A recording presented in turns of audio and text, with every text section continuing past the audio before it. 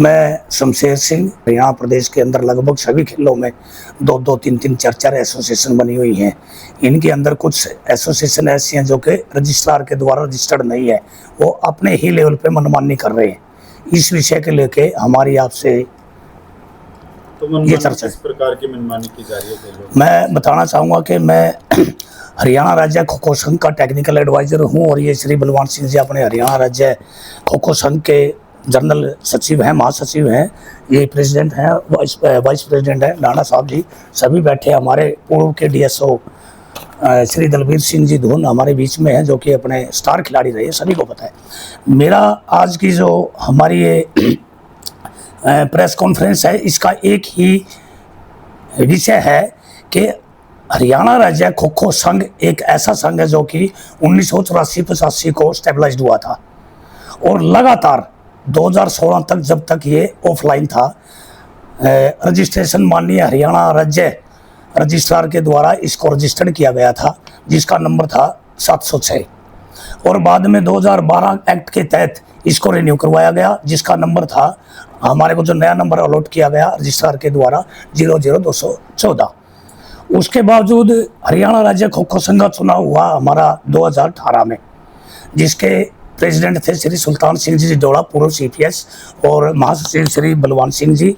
एक पूरी हमारी जो हरियाणा प्रदेश की जो वो खेल कमेटी हमारी जो बनी एसोसिएशन, ये उनके मेन हमारे सेक्रेटरी और प्रधान थे। उसके बाद श्री श्याम सिंह जी राणा को जुडेवाड़ा साहब ने इस्तीफा दे दिया। श्री श्याम सिंह जी राणा जो हमारे अभी कृषि मंत्री हैं, उनको इस एसोसिएशन का प्रेसिडेंट नियुक्त किया गया। एचओए से हमारे को स्टार्टिंग से ही मान्यता प्राप्त है और जो कि क्रमांक नंबर 25 के ऊपर दर्ज है हरियाणा ओलंपिक एसोसिएशन के रजिस्ट्रेशन के अंदर।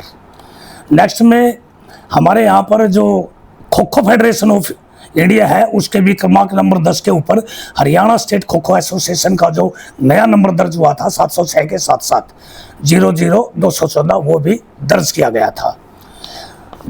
लगभग 2021 को हरियाणा स्टेट खो खो एसोसिएशन का 3 वर्ष के बाद फिर चुनाव हुआ, जिसमें हमारी प्रधान और उसकी पूरी टीम को सर्वसम्मति से एज इट इज चुना गया और उसकी पूरी प्रक्रिया चुनाव की हरियाणा ओलंपिक एसोसिएशन और kho kho federation of India को प्रेषित कर दी गई थी। नेक्स्ट में 2025 में हरियाणा स्टेट खो खो एसोसिएशन का इलेक्शन हुआ, सभी पदाधिकारी सर्वसम्मति से चुने गए। उसके बाद 2018 से में 15 दिसंबर 2018 से लेके 19 दिसंबर 2018 तक रुद्रपुर उत्तराखंड में हरियाणा स्टेट खो खो एसोसिएशन अपनी नेशनल के अंदर टीम लेके गई, वहाँ पे खेल के आई हरियाणा स्टेट खो खो एसोसिएशन के अधीन। 15 दिसंबर 25वीं सीनियर नेशनल खो खो जो चैंपियनशिप हुई 26 से 30 दिसंबर 2019 में छत्तीसगढ़ के अंदर, वहाँ पर भी हमारी team Haryana state kho kho association की टीम ने हरियाणा राज्य का प्रतिनिधित्व किया। 54वीं सीनियर नेशनल खो खो जो महाराष्ट्र के अंदर नियुक्त की गई, हमारे को वहाँ पर खेलने की अनुमति नहीं थी, लेकिन माननीय अदालत कैथल कोर्ट की तरफ से हमारे को परमिशन मिली और हम उस टूर्नामेंट में भी खेल कराए। नेक्स्ट में जो नेशनल गेम हुए, वहाँ पर डिस्प्यूट आया था दोनों एक दूसरे जो पैरेलल एसोसिएशन है हमारी उसके साथ। यहाँ पर पीटीआर नंबर हमारे को नहीं दिया। हाई कोर्ट दिल्ली ने के आदेश अनुसार एसोसिएशन कमेटी गठित की गई, हेड ऑफ कमेटी, जिसके अंदर 15-15 खिलाड़ियों का कैंप लगाया गया था। दूसरी पार्टी है जो हरियाणा स्टेट खो खो एसोसिएशन 2014 के बराबर 3 संघ बनाए हुए हैं उन्होंने, जो ये कह रहे हैं कि भाई हम वैलिड हैं, जबकि उनके तीनों जो एसोसिएशन उन्होंने गठित की, नंबर 1 पे हरियाणा खो खो संघ बनाया, फिर उन्होंने हरियाणा एमेचर खो खो संघ बनाया, उसके बाद हरियाणा स्पोर्ट्स खो खो संघ बनाकर जिसमें खिलाफ उस हमारी जो रजिस्ट्रार फर्म है सोसाइटी के द्वारा सेक्शन इतने इतने के अनुसार उनको रद्द किया गया है। जो हमारा हरियाणा प्रदेश का रजिस्ट्रार है, उन्होंने उनकी मान्यता को भी रद्द कर दिया गया था।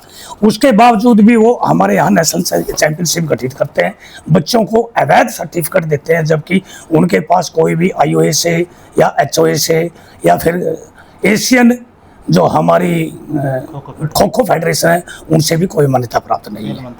खेल मंत्रालय भारत सरकार से भी कोई मान्यता प्राप्त नहीं है। जो हमारा यूथ अफेयर्स मिनिस्ट्री डिपार्टमेंट है, उनसे भी कोई वो रजिस्टर्ड नहीं है। पत्र क्रमांक 2025 में 10/2/2025 के तहत जो पत्र KKFI ने जारी किया, उसमें हरियाणा स्टेट खो खो एसोसिएशन 00/2014 ने हाई कोर्ट चंडीगढ़ में चैलेंज किया है। क्योंकि उन्होंने क्या किया था, 2025 में उन्होंने हमारे को डिसएफिलिएटेड कर दिया था, हरियाणा स्टेट खो खो एसोसिएशन को। हमने माननीय अदालत में अपील डाली, केस डाला, जो कि अभी तक रनिंग में है, जिसका कोई डिसीजन अभी नहीं आया है। 20 तारीख। हाँ, वो तारीख है इसके अंदर मेंशन है, वो तो हम दे देंगे आपको सारा रिकॉर्ड। नेक्स्ट में क्या है कि KKFI ने 20/10/2014 से लेके 2022-23 तक 10 एफिलेटेड थी, जबकि हरियाणा स्टेट खो खो एसोसिएशन दिनांक 19/12/2024 को डिसएफिलेटेड किया गया था, जो कि KKFI की मनमानी है, क्योंकि KKFI खुद ही डिसएफिलेटेड थी इस पीरियड के दौरान, जब उन्होंने हरियाणा स्टेट खो खो एसोसिएशन को डिसेबल्ड किया। वो खुद ही IOA से बाहर हो चुकी थी।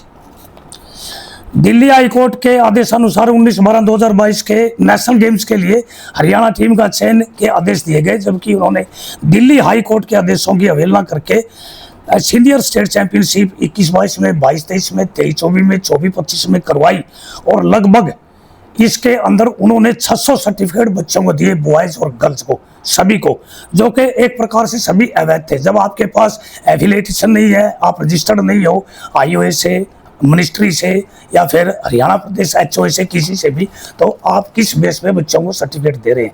यानी कि मेरा कहने का तात्पर्य ये है कि ये एसोसिएशन बिल्कुल बच्चों को गुमराह कर रही है, खिलाड़ियों को गुमराह कर रही है, और बच्चों की ग्रेडेशन करवा रहे हैं दबाव के अनुसार। हमारे जो हरियाणा प्रदेश के कुछ ऐसे डिस्ट्रिक्ट हैं, 5-6-7, जिनके अंदर उन्होंने ग्रेडेशन करवाई है, और वो ग्रेडेशन बिल्कुल अवैध है, और उस ग्रेडेशन के तहत बच्चों को नौकरी भी मिली हुई है, कुछ बच्चों को, ऐसा ही है ना। तो वो सारे के सारे अगर उनकी RTI लगाई जाए और उनकी CBI के द्वारा जांच करवाई जाए, तो सभी के सभी जो है ना, वो अमान्य हैं, सभी के सभी। KKFI ने हरियाणा स्पोर्ट्स से मिलकर हरियाणा के बच्चों को लेह लद्दाख, जबकि ये एसोसिएशन ने काम और कर रही है, हरियाणा प्रदेश के जितने खिलाड़ी हैं जो हरियाणा की तरफ से खेलते हैं, बाकी जो बच गए, क्योंकि एक टीम में तो 14 ही खिलाड़ी जाते हैं, हरियाणा प्रदेश के अंदर तो 500-600 खिलाड़ी है कम से कम, तो बाकी जो खिलाड़ी बच गए ना, उनको अदर स्टेट से, जैसे कि तमिलनाडु है, लद्दाख है, मणिपुर है, पंजाब है, अदर स्टेट से खिलाने का कार्य किया, और अब उन बच्चों की वो ग्रेडेशन बनवाने के लिए पॉलिटिकल या फिर हर प्रकार के हथकंडे वो अपना रहे हैं। और मेरे ख्याल से जो मेरा आरोप है, उन बच्चों से इन्होंने, जैसा कि मेरे पास जो रिपोर्ट आई है, हम आपको लिखित रूप में भी दे सकते हैं, दिखा भी सकते हैं, बच्चों से उन्होंने पैसे लिए हैं, पॉलिटिकल दबाव दिलवा रहे हैं ग्रेडेशन के लिए। लगभग 600 सर्टिफिकेट उन्होंने बांटे हैं। अगर एक सर्टिफिकेट की कीमत 2 लाख रुपए ली होगी, तो उन्होंने 15-20 करोड़ रुपए ले लिए, और जबकि बच्चों का भविष्य अदर में लटका हुआ है, क्योंकि गुमराह कर रहे हैं खिलाड़ियों को।